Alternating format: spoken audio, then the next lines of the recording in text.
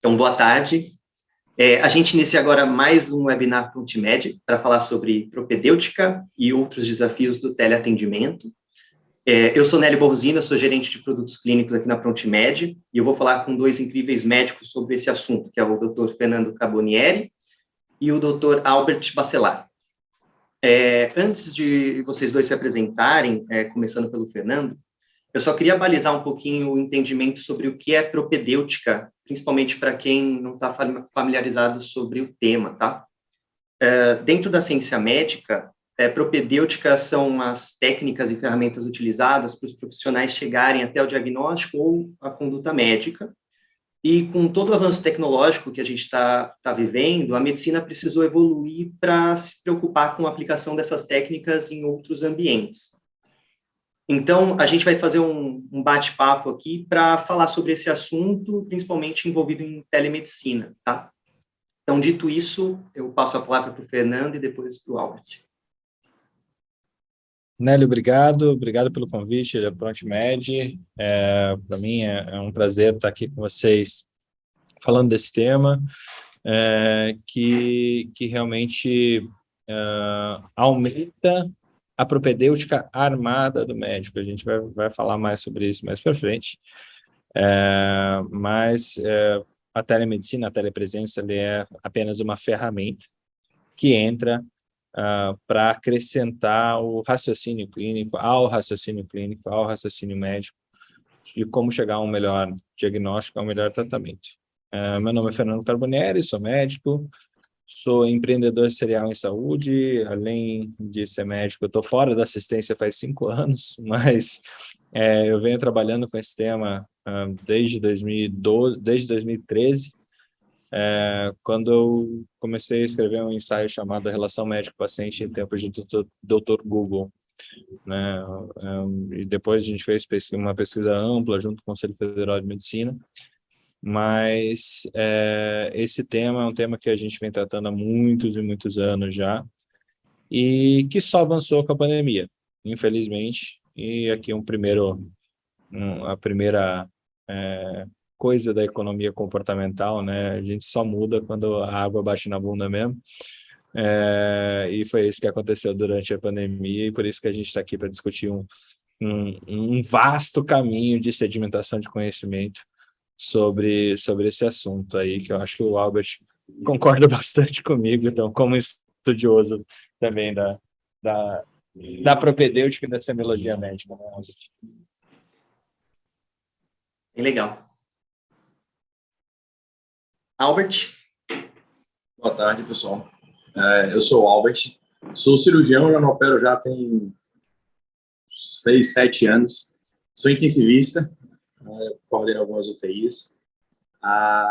Sou quanto mais pesquisador e aluno de tudo relacionado à inteligência artificial, à telemedicina, toda essa revolução que a gente vem passando. Eu acho que todas as provocações elas são interessantes e importantes para que a gente possa melhorar aí a cada momento essa avaliação do que está acontecendo e aprimorar tudo. Como o Fernando pontuou, né? Está acontecendo, a gente precisa estar dentro, alguém precisa estar dentro para poder fazer as devidas provocações e melhorar o valor, né? O processo de entrega de valor ao paciente. Assim como surgiu a primeira conversa de WhatsApp, conversando com o paciente, já entregou algum valor para ele. A telemedicina é uma ferramenta a mais aí para entregar esse valor para o paciente. Perfeito. A gente vai fazer um bate-papo aqui, então fiquem mega à vontade para acrescentar, caso queiram, sobre o debate, né, sobre a discussão que a gente estiver fazendo na hora, tá? E aí, começando, Fernando, eu queria começar contigo, porque você compartilhou uma frase bem legal num artigo no Medscape, onde você fala que você pode ser um médico incrível e não ser um bom médico para telemedicina. Então, para começar, depois dos aprendizados dos últimos anos, né, o que caracteriza um bom profissional né, na verdade, um bom gestor clínico dentro da telemedicina? Gestor clínico não é muito minha praia, mas ser um bom profissional dentro da telemedicina ou em qualquer outro lugar, para mim, é realmente você estar numa posição de generosidade ampla e conseguir comunicar exatamente o que você precisa comunicar ao seu paciente ou aos seus colegas que estão gerindo aquele paciente junto contigo. Não existe medicina do sozinho, não existe medicina de gênios, não existe mais aquela coisa da evidência própria da minha experiência dizendo A, B ou C que destoa da ciência comum, né? A gente está num mundo de amplitude de conhecimento muito grande mesmo. E se a gente, para esse mundo da telemedicina, ou da tele, ou da omnipresença de todos, se a gente não tiver a capacidade de comunicar, de fazer uma referência, uma contra-referência adequadamente, de explicar para o paciente, independente de qual seja o meio que você utiliza para isso, se você não conseguir explicar para o paciente, em qualquer lugar você vai ser um mau médico. Se você mantém ele sabendo dos seus processos de saúde e doença, qualidade de vida, seus porquês e resultados, você tem um parceiro, você tem uma relação médico-paciente. Tendo uma relação médico-paciente, você tem a medicina na sua plenitude. Então,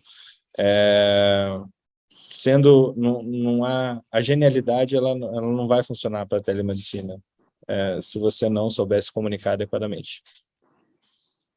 Perfeito, perfeito. Até porque ali você só tem comunicação, né?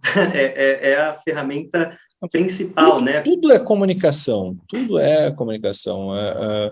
A forma como você relata um caso, a forma como você olha para o paciente, a forma como você presta atenção, e a telemedicina, a telepresença, ela ainda tem essa capacidade de deixar a gente num túnel, olhando para a tela, fixado. Sim.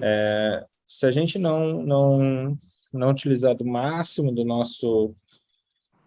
nossa dedicação para entender realmente quais são as dúvidas e caminhos daquele paciente, a gente não vai conseguir ajudar ele. Então, para mim, apesar da gente ter acrescentado mais uma ferramenta, não muda. Se você não sabe se comunicar, não vai ser bom dentro da telemedicina. Não adianta. Perfeito. E, Albert, de um ponto de vista de um gestor clínico com operações de telemedicina, o que muda, né? Como que você acha, né, que para treinar esses profissionais e como a tecnologia tem empurrado essa mudança, né, melhorando a qualidade dos desfechos clínicos? Assim, quando a gente olha, vamos olhar 50 anos atrás, o que era um bom médico? O médico passava ali 2 horas com o paciente, não tinha um exame físico tão bem direcionado. Como a gente teve diversos pontos de inflexão na área do conhecimento, né? Hoje é muito mais amplo, a gente consegue dar os múltiplos diagnósticos de forma muito mais adequada. Então, se a gente contabilizar aí dos 50 anos para cá, o que a gente ganhou, o padrão do que é um bom médico, né, do que é um bom gestor, das especialidades que surgiram, vamos imaginar aí dos últimos 10 anos também a velocidade com que isso aconteceu, talvez projetar isso para os próximos 10 anos, 20 anos. E, assim, mudou pra caramba. Hoje a gente colocou muitas ferramentas do dia a dia, né? Por exemplo, uma simples reportagem de televisão, a pessoa tem ajuda ali, se a pessoa, sei lá, uma doença rara e alguém resolveu fazer alguma reportagem específica na televisão. De alguma forma, ali é uma teleorientação. Quando surgiu o WhatsApp, o telefone, imaginei, se não me engano, agora em março, o telefone completou 143 anos aí de existência, né? E os dispositivos de videoconferência, se não me engano, tem 30 anos. Então, assim, imagine hoje a gente um atendimento médico sem telefone. E quando a gente considera hoje, talvez na década de 90, que teve aquela questão do boom da relação médico-paciente, nesse termo, relação médico-paciente, e tão aprimorado que, falando com comunicação, Se a gente jogar um pouquinho de personalização e criatividade, a gente tem o UX, né? A experiência aí do paciente, toda a jornada do paciente colocada. E hoje o profissional de saúde, para atender o bom profissional que atende a telemedicina, o cara tem que ter todas as soft skills que a gente está vendo hoje, né? A comunicação é fundamental. Mas a comunicação já deveria ser bom, deveria ser importante há 50 anos atrás. O telefone só aprimorou nosso meio de comunicação, porque a gente não está no olho a olho. E o gestor, além de ser um bom profissional, ou ter sido um bom profissional, ele entender as ferramentas de qualidade do atendimento médico, né? Ele também tem que ter atendimento, tem que ter o entendimento das ferramentas de qualidade de gestão presencial, do que é qualidade, o que é valor para o paciente, e entender, e ser tanto o paciente quanto o profissional no atendimento de telemedicina, para ele entender quais são os problemas.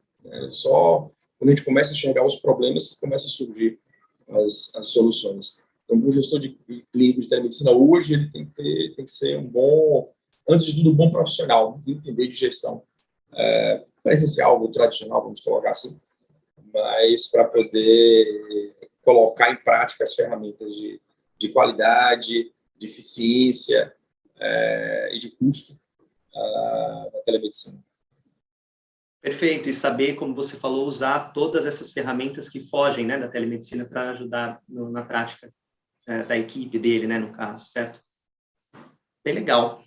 Como a gente está falando de propedêutica, né, e agora falando especificamente da propedêutica médica, Fernando, para você, como que é a transferência, né, para o modelo digital e como isso afeta em protocolos clínicos, na própria avaliação física do paciente, até se você conseguir tiver alguns exemplos disso para trazer para a gente?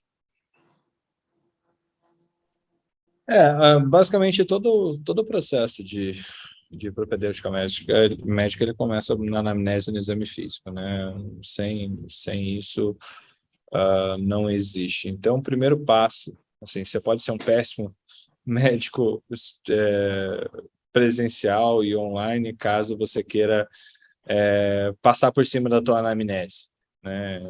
Você tem que voltar às coisas mais básicas que o Selmo Celino Porto ensinou para todos nós lá na semiologia, na propedêutica, com a Bárbara Bates, que é o livro de referência que eu tive como referência na minha propedêutica médica, que busca o seguinte: faça perguntas abertas, senta a bunda na cadeira e ouça. Tá? Primeiro, não existe nada melhor do que ficar quieto para uma boa anamnese, né? E pergunta aberta. Pergunta aberta e ouvir o seu paciente. Uma escuta atenta, uma escuta ativa. Quando ficar complicado, você conseguir parafrasear esse paciente para melhorar o entendimento e a documentação de tudo que ele está te falando. Tecnicamente, com isso, você resolve 85% de todos os casos que existem na medicina. Você vai se aproximar muito de um bom resultado, fazendo só uma excelente anamnese, sem chegar a tocar no paciente. Tá? Hoje fala-se em menos, assim, 80% dos casos até. Mas aí é para isso que existe. Quando você não tem a certeza, é para isso que existe o exame físico, né? Que, teoricamente, você melhoraria essa capacidade de diagnóstico entre mais 10% e 15%, chegando até a totalizar 100% de certeza sobre o que é o teu diagnóstico. 100% ninguém nunca vai ter, mas muito perto de 100% você pode ter. E aí o exame físico, basicamente, a gente vai ter o primeiro ponto do exame físico, que é totalmente possível você fazer por telemedicina, é a observação do paciente. E essa observação, ela pode ser dinâmica e estática, né? Então, você olhar esse paciente de forma, desde que você veja a faces dele, a forma como ele está se postando, se movimentando, a forma como ele está respirando na frente da câmera, isso já vão te dar algumas indicativas de algumas coisas, lógico, exacerbadas até frente ao que você veria no exame físico presencial, mesmo porque aqui a gente está em 2D, né? Não tem 3D para poder avaliar. Mas ainda na inspeção dinâmica, a gente vai procurar aí na linha de o que você pode fazer para que esse paciente exacerbe algum sinal que você precisaria usar suas mãos, por exemplo, para poder percutir, para poder palpar, para poder mobilizar esse paciente, que é o que seria possível você fazer, ou auscultar esse paciente, que é o que seria possível você fazer presencialmente. Tem algumas situações que você pode exagerar os movimentos que ele pode fazer sozinho, e essa exacerbação, esse exagero dos movimentos, ele te dá o resultado do sinal, né? Então, tem um que eu acho super legal de usar quando você está atendendo um paciente na emergência, numa crise renal, ou numa possível crise renal, que você está pensando que é uma crise renal, mas não fechou ainda por causa das suas perguntas, seria o exame de punho-percussão, ou Giordano, né? Como é que dói a loja renal? A loja renal, ela dói a partir do momento que ela está inflamada, e se teu rim vibra ali dentro, você vai ter uma dor muito grande por causa dessa vibração. Por isso que quando você bate no flanco, na parte posterior do flanco direito ou esquerdo, dependendo do lado do rim que você está avaliando, ele dói. Dói a pessoa que sentiu o tapinha que você deu, que é bater em você de tanta dor que ela sentiu, porque ela nunca sentiu uma dor tão grande na vida. Então, tem uma situação, vou tirar meu microfone aqui só para mostrar, que poderia ser bem legal de utilizar nesses casos. Então, você pede ao paciente ficar de pé na sua frente, com, lógico, o telefone parado ou a câmera parada, e pede para ele levantar sobre os calcanhares, levantar na ponta do pé e descer abruptamente sobre os calcanhares. Ao fazer isso, o teu rim ele dá uma mobilizada para cima e para baixo e vai doer muito, né? Que provavelmente você está com uma inflamação no rim, pode ser uma pedra, pode não ser uma pedra, mas já é o suficiente para você dizer para esse paciente que está em casa, para ele ir procurar um serviço de pronto-socorro, justamente porque a questão dele é urgente e precisa ser resolvida naquele momento. Então, essa é um sinal clássico da propedêutica médica, que para mim traduz uma maneira de você fazer exame físico também por telepropedêutica. Perfeito. Só quem já teve dor no rim sabe, né? Da dor que é. Eu, graças a Deus, não tive. Meus pacientes... Eu já tive. É horrível. E somando a isso, a gente ouve muito e lê notícias sobre wearables, né? Você acha que eles acrescentam no exame físico do médico? Claro, a gente sabe que não é ainda uma realidade, né? Mas como você vê isso de forma para o futuro, para um futuro próximo? Essa é a praia do Albert. Você tá a do Albert? Você está Tá com bom. um cara... Manda aí, Albert. Mais estudam isso no país, aqui na tua frente. Seguinte, só complementando o que o Fernando pontuou aí, são 3 vertentes, né? Tem a do exame físico guiado, tem o dos gadgets, que são tanto os inseríveis quanto os vestíveis, e outro de salas específicas. Perfeito.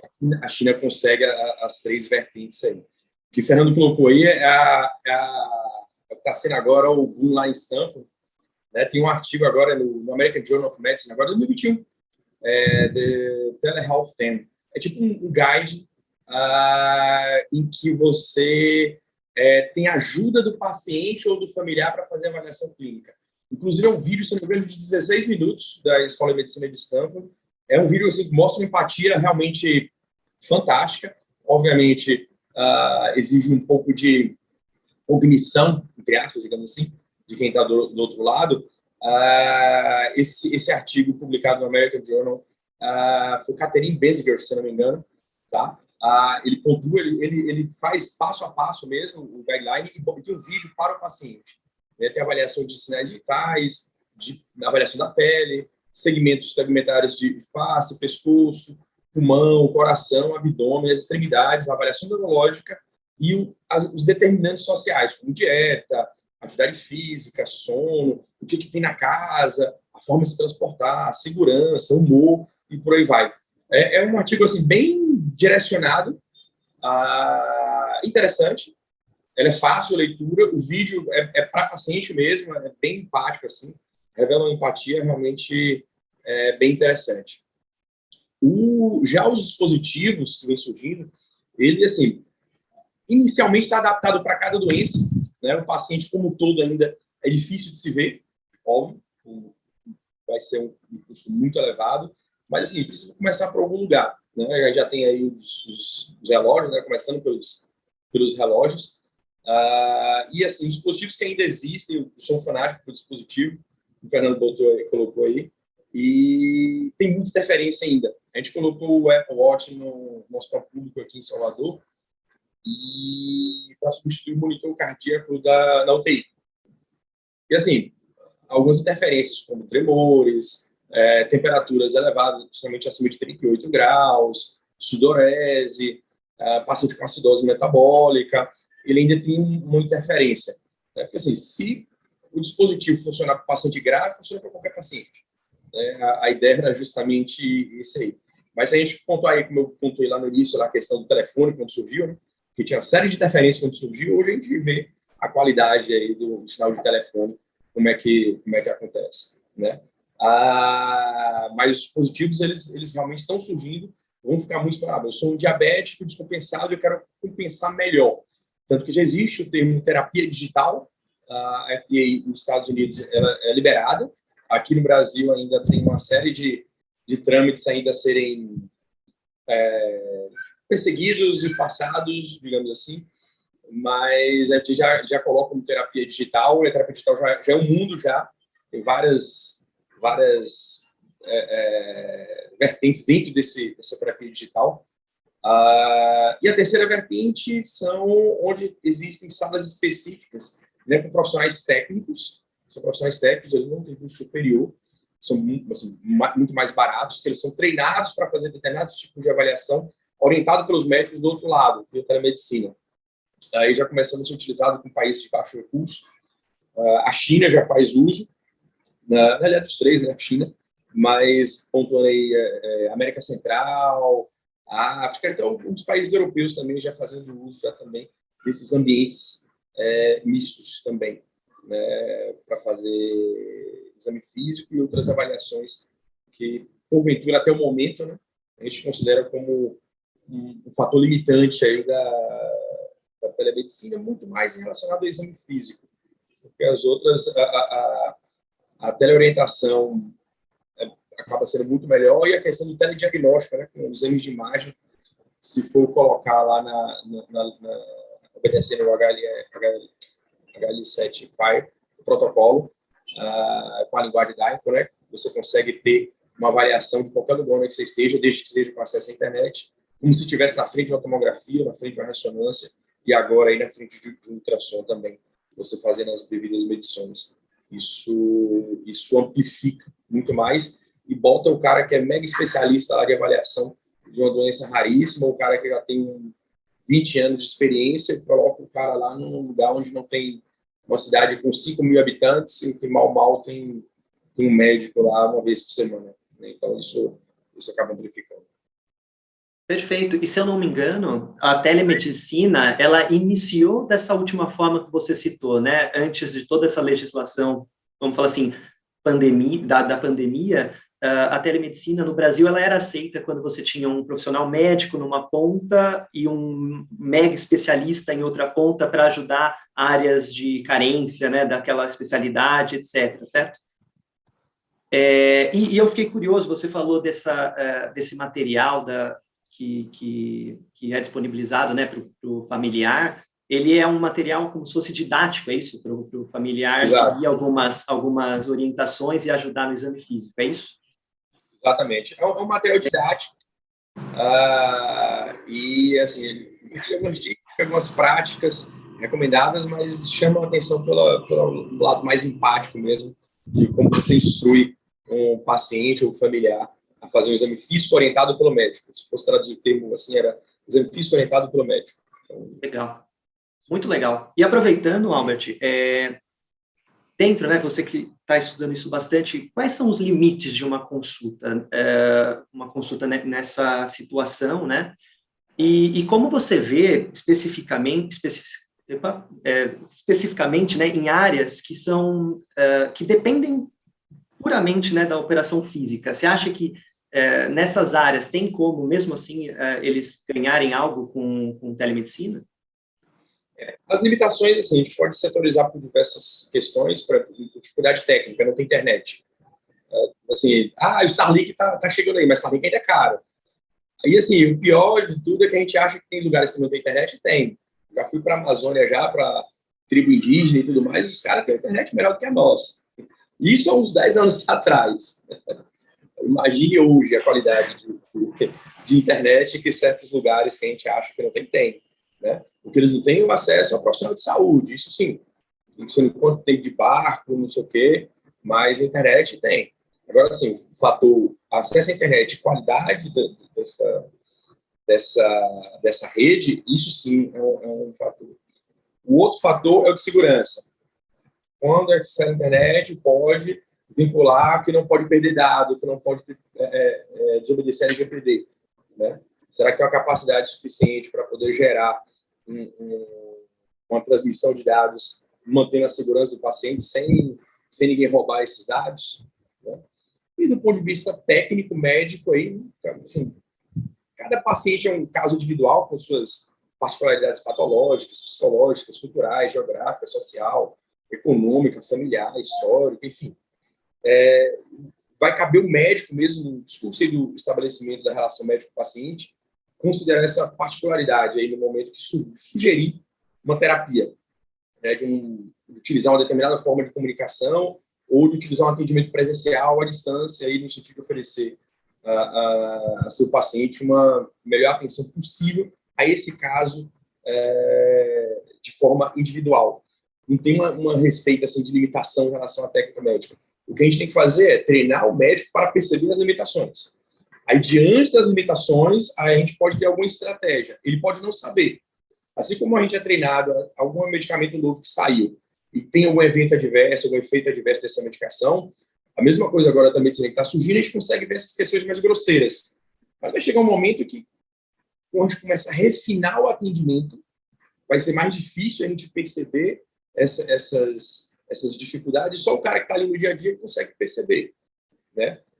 Então, não só o médico está ali na assistência, mas o gestor também, uma vez utilizando essas ferramentas de telemedicina, eles têm que estar adequadamente capacitado, preparado e já conhecer essas limitações tecnológicas, mesmo técnico-médica mesmo, para poder passar.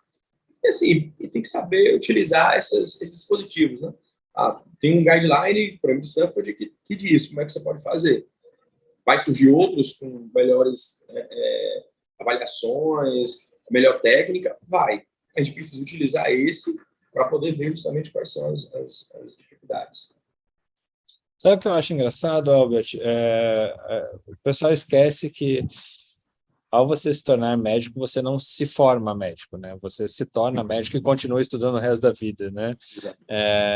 Como deveria ser deveria ser assim a medicina em si, para todos. A gente sabe que não é. Mas se a gente for pensar, toda a especificidade dentro da medicina, quando você vai mergulhar nela, ela começa em 3 vertentes, né? Primeiro, a anatomia, fisiologia, patofisiologia, que continua sendo dentro da mesma área, e semiologia médica, para daí você entrar na descrição de uma doença ou não. O que engloba a propedêutica, e nesse caso a telepropedêutica. Mas eu gosto de frisar isso, que telepropedêutica não tem nada além do que está no livro tradicional. Assim, as bases são sólidas. A base da propedêutica médica é extremamente sólida, é robusta, é um conhecimento que não é deturpado ao longo do tempo, né? O que muda é a ferramenta. Foi assim com o estetoscópio, foi assim com o ultrassom, foi assim com a endoscopia, foi assim com o videolaparoscopia. Sempre que entrou uma tecnologia nova, tinha alguém para botar defeito. Só que a situação o mundo não fica parado, né? Ou a gente aprende a lidar com as ferramentas que o mundo nos apresenta, ou a gente fica naquela história do não pelo não, que infelizmente temos algumas lideranças médicas que adoram trazer isso dessa forma. Por exemplo, dentro da medicina do trabalho, o pessoal proibir fazer exame admissional por telemedicina. Sendo que todos nós sabemos que o exame presencial, na sua maior parte das vezes, é uma porcaria. Sim. Né? Então, assim, verdade. O médico esquece de fazer, né? Não, eles colocam o paciente numa linha de montagem e estar de corpo presente é suficiente para melhorar a qualidade do exame? Claro que não. Claro que não. Exame bem feito é exame feito com dedicação, não importa qual ferramenta ou qual a sua distância do paciente. Perfeito. Agora, acho que uma pergunta dos dois, na verdade, né, que a gente ouve muito falar de automação da tomada de decisão e os sistemas, né, de suporte à decisão clínica. Como vocês acham que isso tem sido recebido na prática clínica, na condução dos atendimentos e até, não sei se é muito novo ainda para ter resultado no impacto de desfechos e até na redução de variabilidade clínica? Fernando? Tá. Bom, isso não é novo. Não é novo. Assim, eu acho que desde que faz 210 anos que o New England Journal of Medicine publicou a primeira vez, né, que talvez seja o jornal médico mais antigo que a gente tem. E desde que você começou a fazer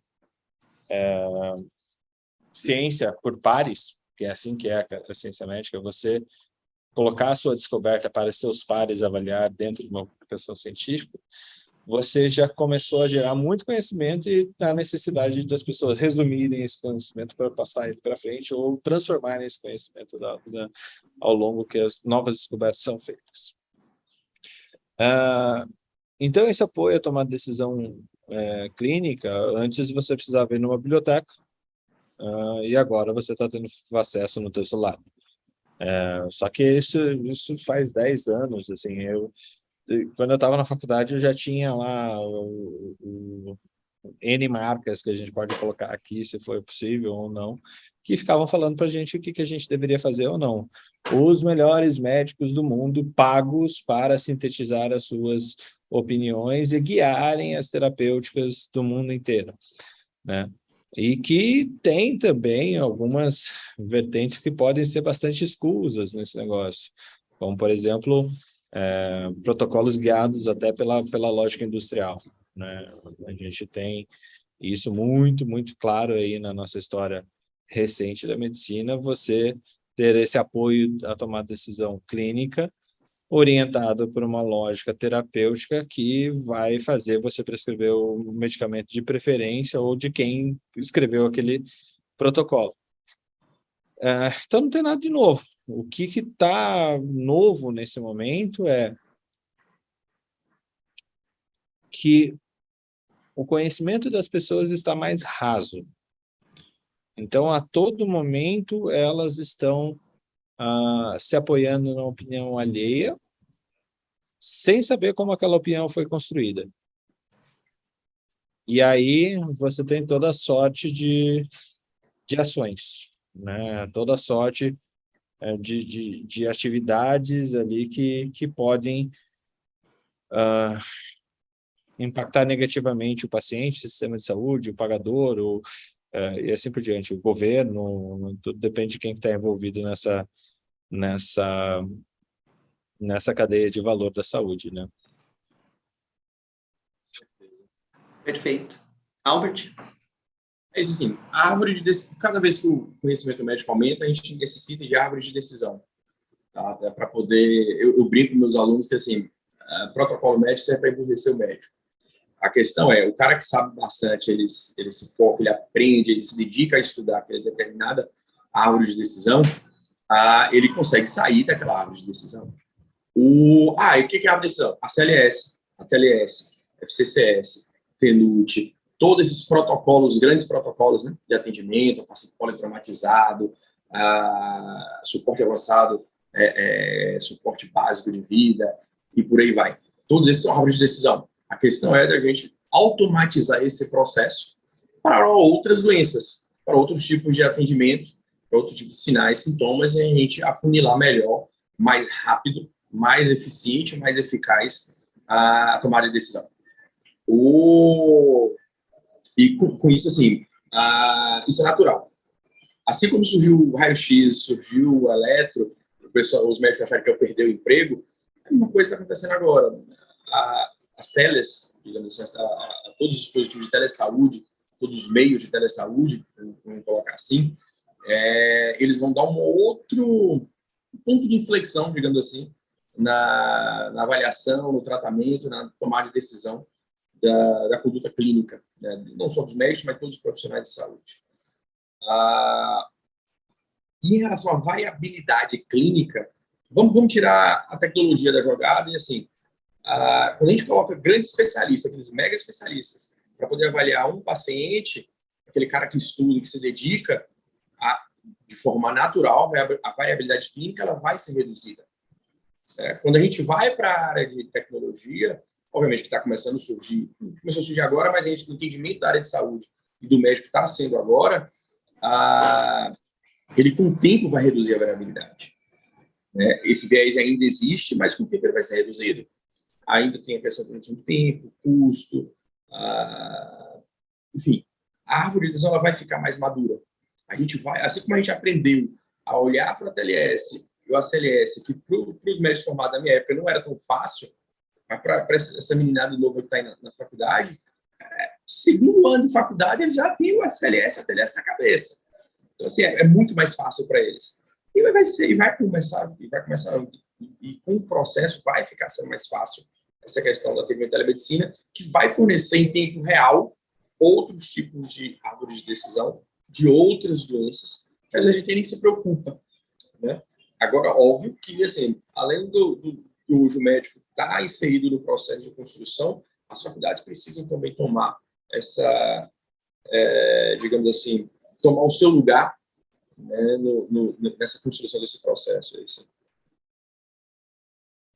Perfeito. Eu gostei bastante disso que você falou, Albert. Parece que, assim, assim como tem os nativos digitais que já nasceram no mundo que existia a internet, tem o nativo do ATLS, né? tem o nativo do ACLS. Então, tipo, aquele conhecimento não é novidade, não vai ser novidade que nem... essas pessoas não foram transformadas por esse conhecimento, ela só precisou decorar, ela não precisou mudar um conhecimento que ela tinha para outro, né? E assim eu acho que vai ser com a telemedicina também, perfeito, sensacional. Muito bom mesmo. Um nativo telemédico.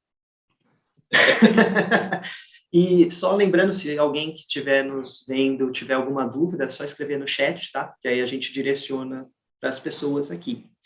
E teve uma fala, acho que foi do Albert, falando sobre ainda dispositivos, né, para realização de teleatendimento. Na opinião de vocês, hoje o médico ele usa o próprio WhatsApp, Telegram, usa o que está à disposição dele, às vezes, para conversar com o paciente, né, para fazer uma consulta.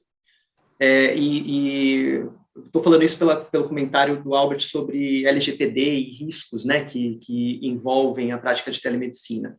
Na opinião de vocês acham que essa quantidade, né, e essa disponibilidade de tecnologia que a gente tem, né, para atendimento à distância ajuda, né, a atender pessoas que estão em locais remotos, ou o risco é algo que a gente deve se preocupar a ponto de não realizar usando essas ferramentas? Ajuda quem sabe usar, né? Assim, ajuda quem sabe usar. E a questão do uso do WhatsApp, do Telegram, de outros dispositivos, eles só vão ser provocados, só vão ser questionados no dia que der um problema. No dia que rolar um processo, algum problema muito grande, como a gente sabe que é cultural nosso acontecer, e a partir daí que vai ter todo aquele processo de reconstrução, de reutilização dos antigos dispositivos, e vai afunilar mais para aquilo que a LGPD ela de fato foi proposta, né, de forma adequada. Perfeito. Bom, Eu sou nesse ponto, né? Eu gostaria de trazer essa situação. Já bati muito em cima, tipo, você não pode ficar realizando via WhatsApp, das consultas e tudo mais. Não adianta a gente, assim, o WhatsApp ele dá acesso. O problema é você não documentar no lugar seguro. perfeito. Porque ele é só, de novo, só a ferramenta, é o intermédio para você colocar de forma fácil a tua cara na frente da casa do paciente. Simples assim. Agora, se você fez uma consulta, não gerou evidências de que um serviço foi realizado. Acho que o Albert vem do design também, o design ele sempre vem nessa coisa. Cara, você gera evidências. Tem que gerar evidências que você fez alguma coisa, que houve um ato médico. O ato médico, ele não diz se ele é por telepresença ou por presença física. O ato médico é você realizar diagnóstico e estabelecer um tratamento. Ponto. Não tem se falar por telemedicina, ou por WhatsApp, ou por sinal de fumaça, o ato médico é o diagnóstico e tratamento. Ponto. Então, eu já fui muito contra o uso do WhatsApp, mas o WhatsApp é a ferramenta que está na mão de todo mundo. É uma ferramenta que vem evoluindo bastante e provavelmente a Meta não vai perder esse filão de transformar isso em mais e mais e mais seguro, né? Isso é perder muito dinheiro se eles fizessem isso, né? Assim como o Zoom já tem o Zoom Health, daqui a pouco vai ter o WhatsApp Health também. Não, você já tem forma de pagamento no WhatsApp. É só você Exato. abrir um API conectando o sistema apagador, fechou. Tá aí, tá pronto. Conectando na ProTmed também? Por que não? Mas Por que não, né? vocês estão conversando com a Meta? Se vocês estiverem conversando com a Meta, Queremos. tá aí um jogo, um jogaço, um golaço da Muito ferramenta. bom. Bom, a gente não teve nenhuma pergunta até agora, só para também deixar registrado que essa conversa vai ficar gravada, vai ficar disponível para as pessoas assistirem depois, e a gente vai caminhando para as nossas considerações finais, né? Então, Albert, se você quiser começar, por favor. Sim, é super importante esse tipo de provocação, porque é só a partir daí que a gente, em quem nunca parou para ouvir alguma coisinha a mais, a gente sempre capta alguma coisinha a mais, a gente sempre aprende alguma coisa a mais, e a gente repassa esse conhecimento, né? Se a gente for... nós somos feitos de célula, né? A célula, durante toda a evolução, desde a célula primordial, a única coisa que ela faz é passar o conhecimento para frente. É a mesma coisa da gente, a gente aprende e passa o conhecimento para frente também. Para quem já ouviu, ouviu alguma coisa a mais, e para quem já está nesse mundo aí, obviamente que acaba abrindo um universozinho ali, um pedacinho do universo, um quintal a mais ali. Eu acho importante essas provocações, eu bato nisso o tempo todo. Só assim que a gente olha para a gente entende em que momento que a gente se encontra e onde é que a gente pode chegar. E, obviamente, que tem que haver a conversa sadia, o estudo contínuo, como o Fernando pontuou. Só assim que a gente caminha.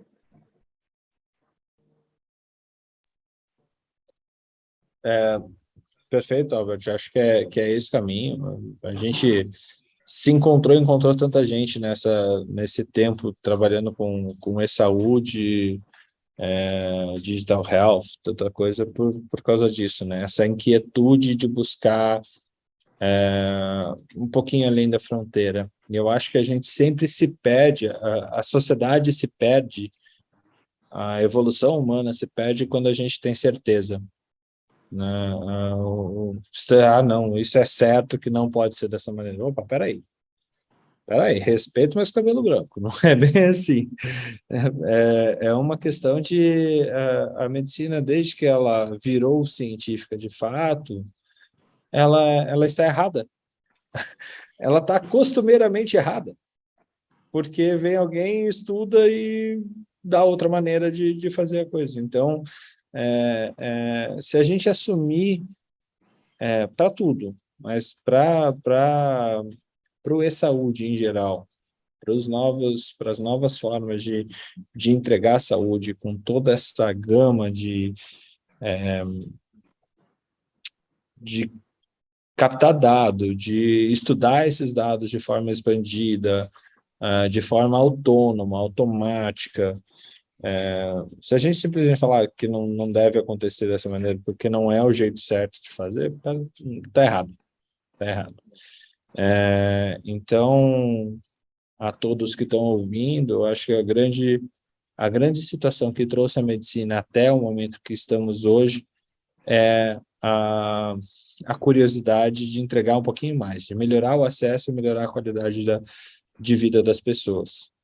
Se a gente vai fazer isso por telemedicina, se a gente vai fazer inovação no tijolo sem muita tecnologia, se vai olhar a educação continuada, educação do paciente, educação em saúde, tudo tem que ter um objetivo. Não é função do médico curar as pessoas, é função do médico levar melhor qualidade de vida para elas. E a gente tem que fazer isso lançando mão das ferramentas que temos e que podemos ser mais eficientes com isso. Só uma provocação a mais aí. Na história da medicina, né, quando surgiu os diversos dispositivos, ressonância, tomografia, foram dando nomes, né, a saúde melhorada, saúde armada, não sei o quê. E hoje a gente vive aquela questão da health, saúde digital, tele alguma coisa, isso do teleconsulta, que um dia vai ser tudo consulta, vai ser tudo saúde, vai ser tudo a mesma coisa, até ter uma nova revolução sobre um novo ponto de vista e criarem novos termos e por aí vai. Mas é tudo saúde, tudo é consulta e por aí vai. Muito bom. Vocês citaram, tem um livro que chama O Nascimento da Clínica, de Foucault, que fala exatamente isso, dessa evolução, né, da medicina, com base no incerto, né? Todos acham que é certo, é o preto no branco, mas, na verdade, nada é certo, né? Sempre a ciência médica está buscando corrigir algo que achava que era certo no dia anterior, né? Isso é muito legal. Tem uma frase do William Osler, Nelly, que eu sempre gosto de trazer. William Osler, muitos julgam ele como o pai da medicina moderna, que é o cara que ensinou as pessoas na beira do leito, do ensino da medicina moderna, né? E o Osler, ele falava para os alunos dele: senhores, daqui a 20 anos, metade do que eu ensino para vocês deixará de ser verdade. O problema é que nem eu e nem vocês sabem qual a metade. Exatamente. Então é por aí. Perfeito. Então, a gente está finalizando mais um webinar. Eu gostaria de agradecer a todos que participaram da conversa. Dr. Fernando, Dr. Albert, muito obrigado de verdade. E desejo a todos uma ótima noite e um ótimo começo de semana para todo mundo. Cabe um pedacinho de jabá, Nélio? Vai, manda bala. Bom, eu sou dono da Academia Médica e aqui na Academia Médica a gente traz colegas médicos que querem deixar um legado, querem entregar mais para a sociedade. A gente tem curso de telemedicina, a gente tem curso de humanidades médicas, a gente vai muito pouco na questão assistencial pura e vai muito mais num tripé de qualidade de vida pessoal, científica e profissional.